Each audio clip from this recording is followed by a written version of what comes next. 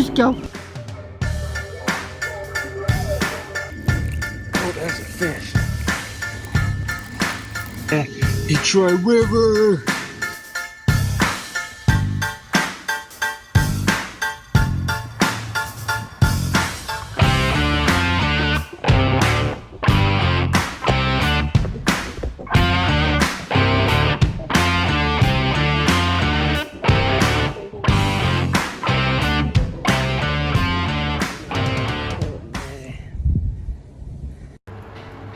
Hey guys, welcome back to another video.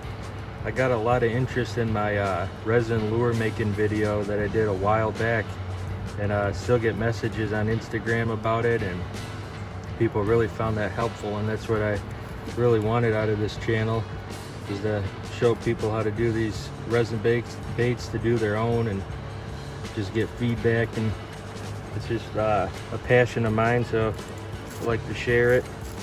And I noticed I was watching that video and I wanted to see if there's anything that changed since when I made that last year, and there was a few things that I thought I would redo that video and show you guys some more tips and show you guys what I do now, because there's definitely some differences and things that'll help you guys out in upgrading your lure making. So right now I'm gonna start getting these ready. I actually do the swiveling hook hangers now instead of the screws, and I also made new molds to where the screws and the swivels are set in the resin. I don't have to drill the holes no more and drill the eye screws in, and they're always in the same exact spot. But it's a really precise thing you got to do to get it to work out the way you want to. You got to really do these molds really cleanly when you go to pour them. So let me know if you guys want to see that video. I'll probably do it anyway. I got a bait coming up that I'm going to be molding, so I'll record that and show how I do that process. But right now, something that I noticed I didn't do in the last video that I always used to do, and then I stopped doing it for a while. I don't know if I just ran out and just forgot to do it or what it is, or I thought I could get away with not doing it, but I think this really actually helps. It's adding baby powder to the mold, and I learned this trick a long time ago, and you kind of just rub it in there, and that's gonna make that resin suck up to that all those little details, because that powder, it's for absorbing moisture, so it's gonna pull all that resin into those little holes, and it's gonna keep you from getting a ton of little air bubbles. It like really sucks that resin to the mold against it. I did notice I did a couple, and this is another thing I do, I brush that away so it doesn't, you don't want big chunks of it in there. See how it gets stuck up in the cracks? You don't want that. You just want a dusting of it. So knock it around, and you can see it's just like a fine dusty coating on that now. Make sure you got all those little resin chunks out of there from your last pour. But that really does keep down on those little bubbles you get on the sides of baits. You don't got to go back and fill them with epoxy, or fill them with epoxy or resin or whatever you do. But yeah, I'm gonna get these all ready and show you the next step. Alright, so the first thing I noticed from my old video is that I did switch silicones. I use a Shore A30 now. It's just a little bit stiffer. I was noticing that once in a while I'd put a rubber band on there and it would be a little too tight, and it would actually squeeze the mold, so you'd be getting warped baits that you'd have to throw away. That harder silicone just keeps a nice nice true mold. And I noticed too, like the little holes that you make, the little alignment holes on that softer one, you won't notice. Sometimes you'll have one that bends over, and you won't notice it when you put it together. It'll look like it's straight, but it'll actually be off just a little bit. So when you pour that, you'll pull a bait out, and the flashing on it will just be like that. So one side will be higher, and that's just a bad bait you gotta throw away. But yeah, this seems to do the trick though. I haven't had any problems with it yet. and it's still plenty soft enough that I haven't had a single one tear. And your baits pop right out of there, no problem. So yeah, still the same price. You can get deals on it. Sometimes on Amazon they'll do deals, and even on their website they have deals on there too, little percentage off deals and whatnot. So it's a good, and it's always on hand too. I mean, you can always get it on Amazon and it comes overnight. So it's a really good company to get your silicone from. All right, now that we got these all powdered up, just want to make sure when you're knocking them that you don't get any little flakes of resin like that in the molds. Not good clean mold. And then now I'm going to show you guys how I place these in here. So when you do it, you want one side of it really deeper than the other side. It kind of doesn't make sense what I'm saying right now, but when I make that video, you guys will understand what I'm saying. And I do on the back, I actually got the wrong one right here. I gotta grab another pack. But I do a 1 inch on the back because that piece doesn't have a hook or anything on it, so I don't need a super strong long one in there. And then on the front, we do a 1 1/4. And then right here at the joint, I do a 1 1/2 because you got some of that screw exposed. So you want some of that, you want all that thread down in the bait. So you do a 1 1/2 on the back, 1 1/4, and then we got a 1 inch on the far back. Now, when you go and put this mold together, you're going to be able to see in there. I keep a big open slot for pouring for one thing, and also to be able to see in there, make sure those are lined up.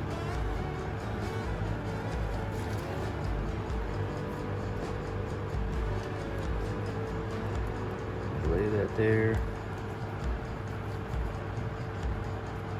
Okay, put it on really carefully. Get your rubber band on there nice and tight.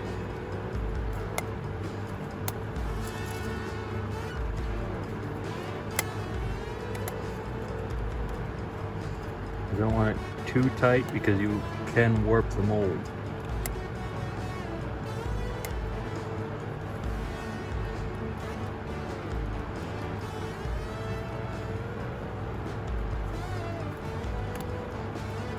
So that's too tight right there. You don't want that. All right, I'm gonna do this to all of them. We'll go on to the next step. And all the screws that I use for, I shouldn't say all the screws that I use, the screws that I use on this particular bait are .72 wire. So that's the thickness of the actual screw itself.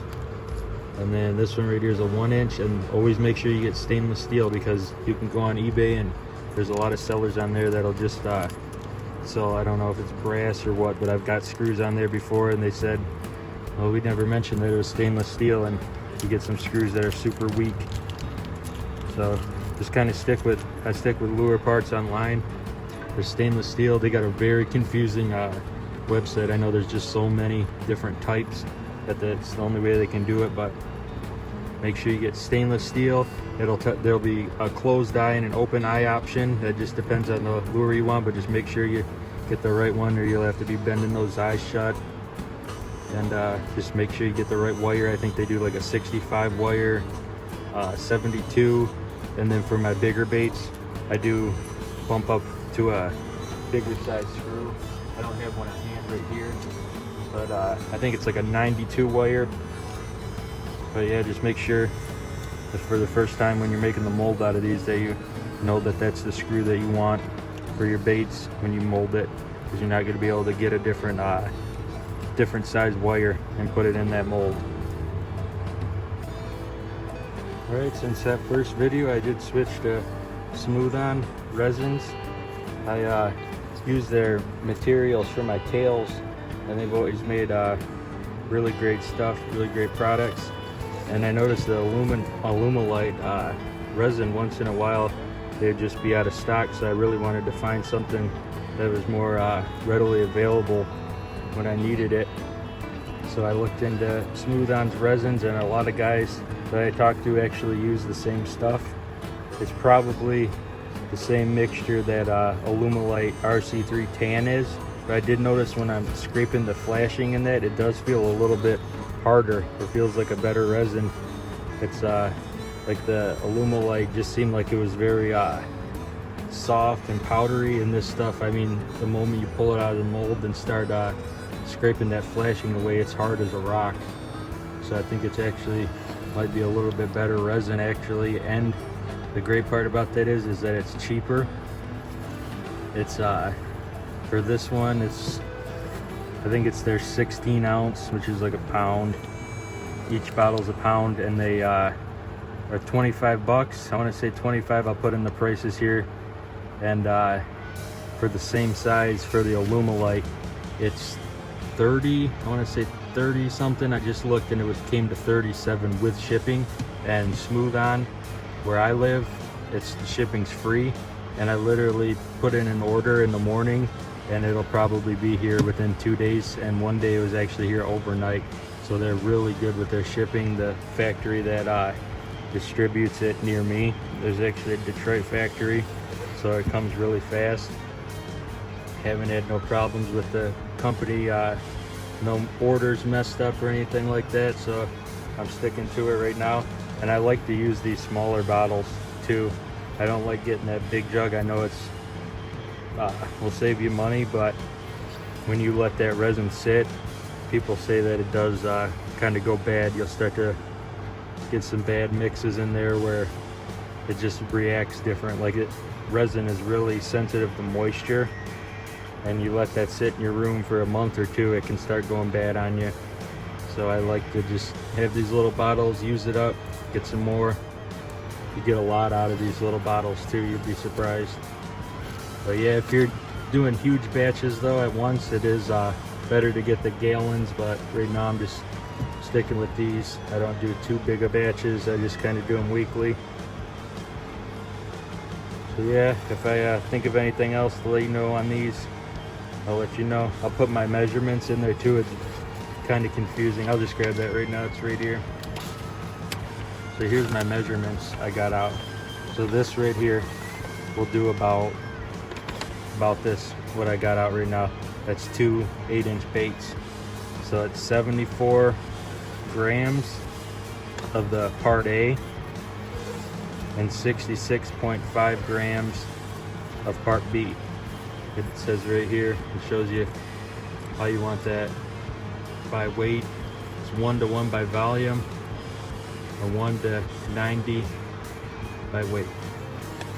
So you gotta just figure out for your bait, this is what pours for mine without getting a lot of waste.